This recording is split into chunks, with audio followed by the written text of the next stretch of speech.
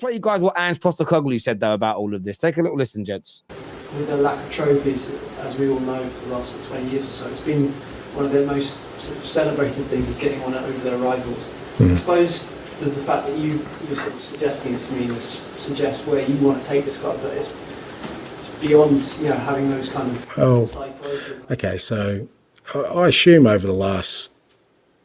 When was the last time the club won a trophy? 15? 2008. Yeah. I suppose in these last 15 years, there's been years where Tottenham have had bragging rights, yeah? There's no... I've walked through the halls, mate. There's no bragging rights trophies in there. There's none. The pictures on the wall do not show players with a big sign saying we've got bragging rights. They've just got pictures of Bill Nicholson and the people who've actually achieved. And look, I loved hearing that because there's a lot of Spurs fans that are almost saying, if we lose tonight, we stop Arsenal. That gives us some kind of bragging right. And for me, Ange's attitude is right. I hear Spurs fans say, I don't even want to be in the Champions League because we probably won't win it.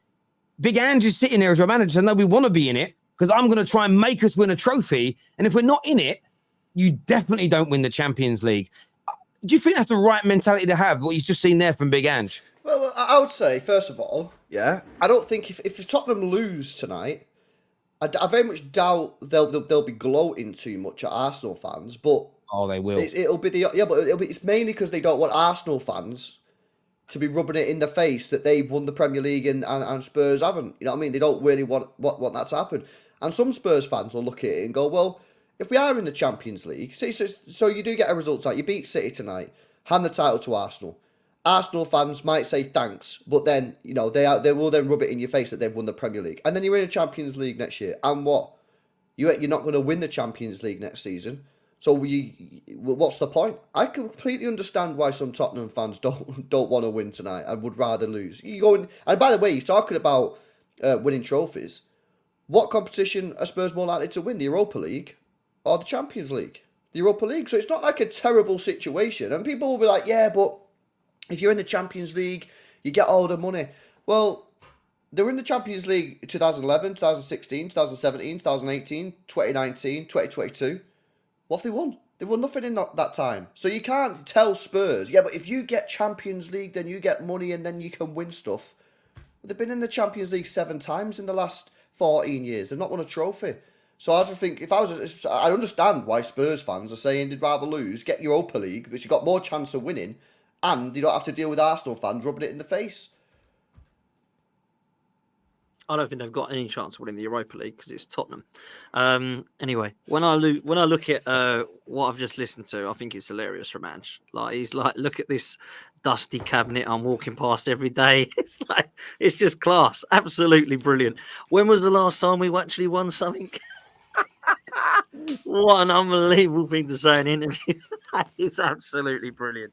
I mean, fair play. That is class. Yeah, he has to say that. He can't sit there and agree with the fans that want to lose, right? But you can't get onto these Spurs fans, right? Who go to work day in, day out with Arsenal fans, right? And have to deal with these Arsenal fans, yeah? And if Arsenal win the league, they'll have to deal with that all year, yeah? All year. It'll be horrendous.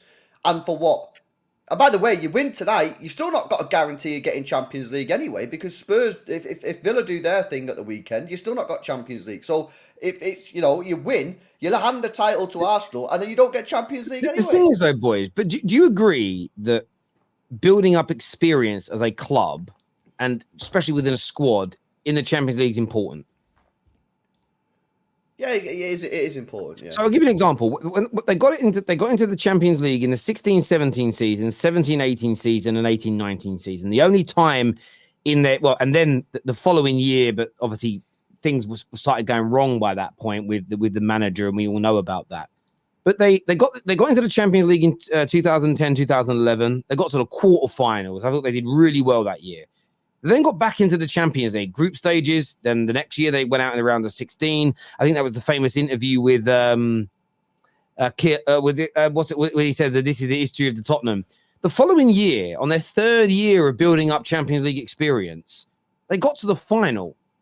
Now, if Spurs would have invested properly into Poch or hadn't gone down that stupid road of the Nunos and the Joses and the Contes, which went against the style of football they were building, and they carried on making it into the Champions League, they could have won it. The issue is, if you keep saying, I don't want to be in it, you set that seed of failure into the mindset of the players. It's okay not to achieve. Spurs are a club that if they have any ideals and ambitions of ever winning it, they've got to try and get into it and compete in it regularly.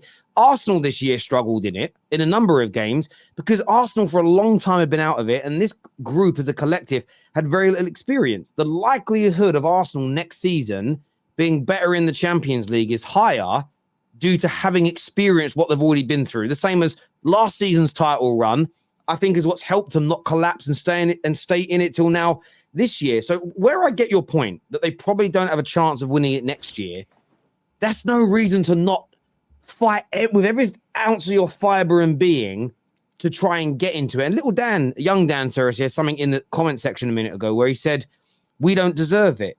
Who cares if you don't deserve it? If Man United come 8th now this season, but by some weird quirk of fate because of FFP problems for one team and FFP problems here, we get offered a chance next season to be in the Champions League, I would want my club to accept that invitation. None of us actually ever know how good you're going to be the following year.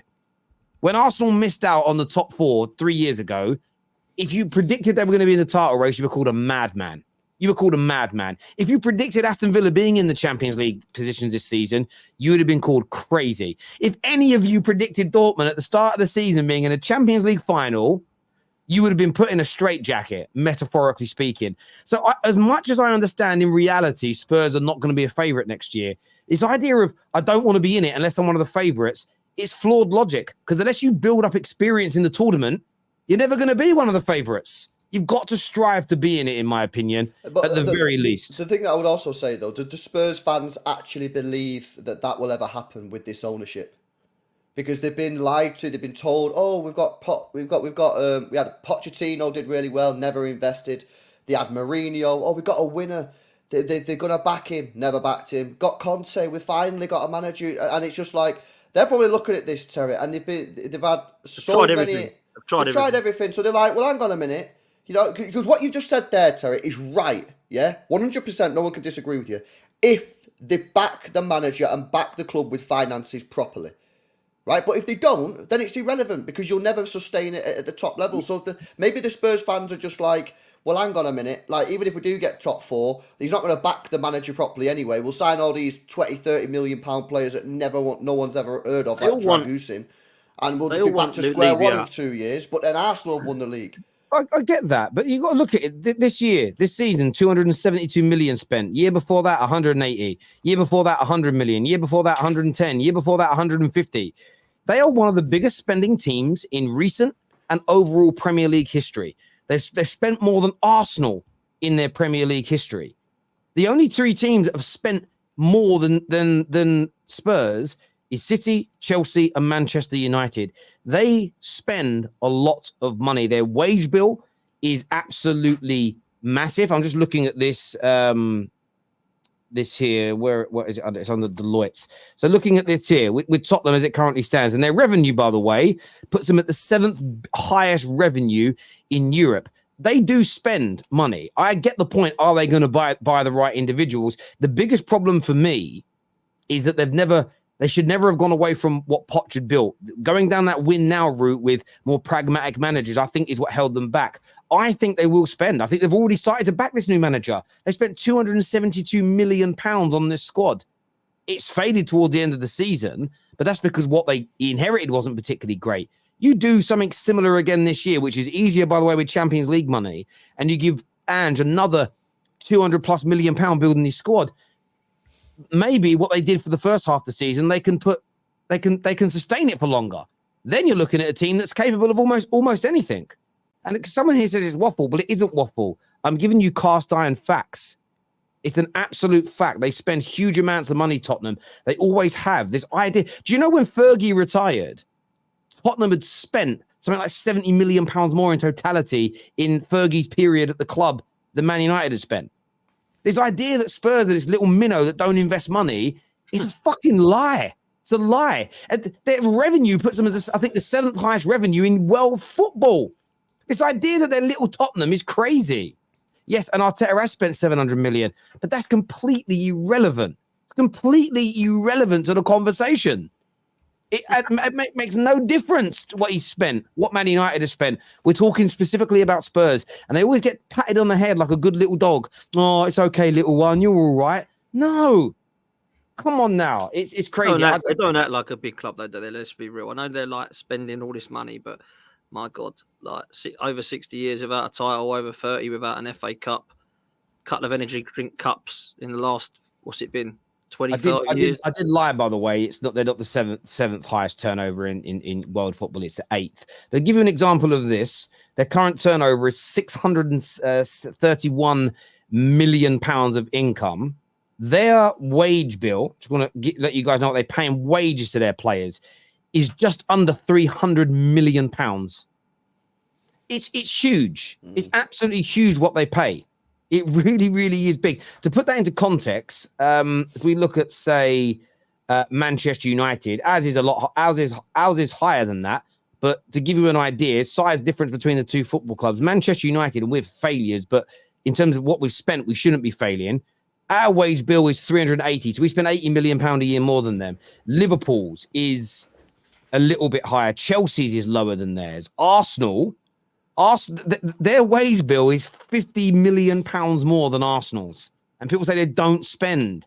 Maybe they invest it wrong, but the idea of not spending is not true.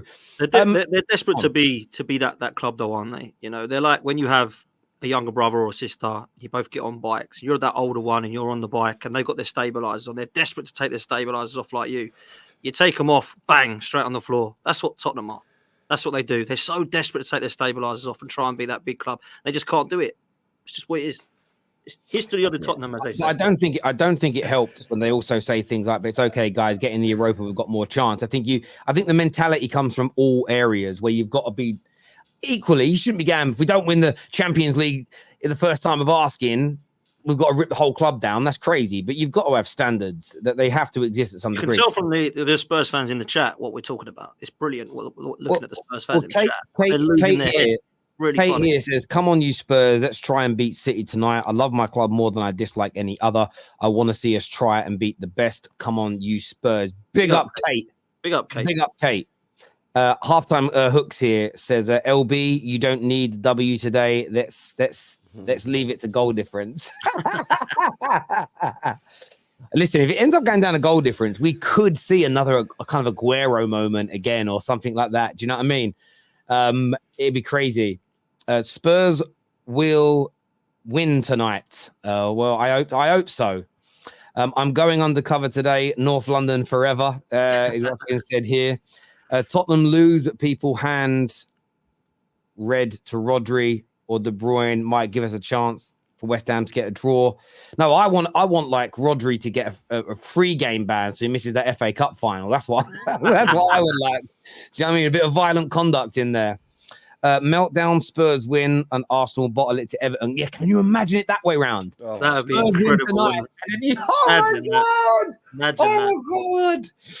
It's crazy. It would just. I don't think anyone know what to say. Spurs will never win anything until they let go of what? I need to know what they're letting go of, my bro. Spurs are football's greatest joke, is what Avram Glazer says here. City fans are so entitled. It's like those rich kids that end up being homeless because their daddy bought them everything in their life. That's class. That is quite a funny super chat, to be fair. Speaking of funny, or maybe not so funny, did you see what the